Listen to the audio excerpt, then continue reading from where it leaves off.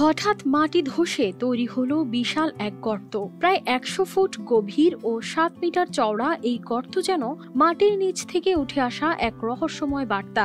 এমনই এক আতঙ্কজনক ঘটনা ঘটেছে তুরস্কের কোনিয়ার হোটামিস এলাকায়। এই ঘটনায় শুধু গ্রামবাসীর মনে ভয় নয়, প্রকৃতির পরিবর্তন নিয়ে নতুন চিন্তারও জন্ম দিয়েছে।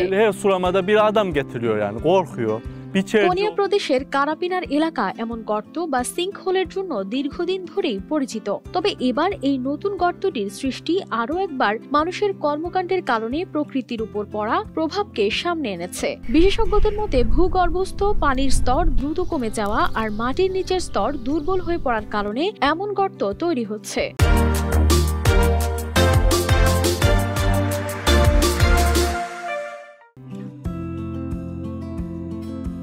এবারের গর্তটি আবিষ্কৃত হয়েছে স্থানীয় বাসিন্দা বেকির উজুনদেমিরের জমিতে। তিনি জানান, হঠাৎ করেই তার জমির মাঝখানে বিশাল এই গর্ত দেখা যায়। পুরো গ্রামে আতঙ্ক ছড়িয়ে পড়ে। এমন ঘটনা শুধু কারাপিনারে নয়, পাশের এরেগলি, হালকাপিনার, এমির গাজী, চুমরা, সিহানবেইলি, কুলু, ইউনাক সহ বিভিন্ন এলাকায় দেখা যাচ্ছে। বিশেষজ্ঞরা বলছেন, এই গর্তগুলো ভূগর্ভস্থ পানির অতিরিক্ত ব্যবহার এবং কৃষিকাজে পানির অপচয়ের কারণে তৈরি হচ্ছে।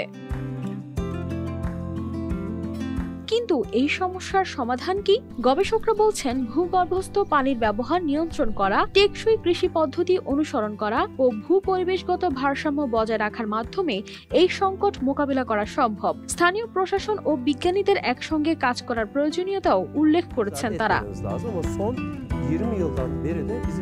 তবে প্রকৃতির এই বার্তা যেন সতর্ক করছে, মানুষ ও প্রকৃতির মধ্যে ভারসাম্য রক্ষা না করলে এমন ঘটনা আরো ঘন ঘন ঘটবে। কোনিয়ার এই ঘটনা শুধু স্থানীয় বাসিন্দাদের জন্য নয়, বরং পুরো বিশ্বের জন্য একটি গুরুত্বপূর্ণ শিক্ষা হয়ে উঠতে পারে।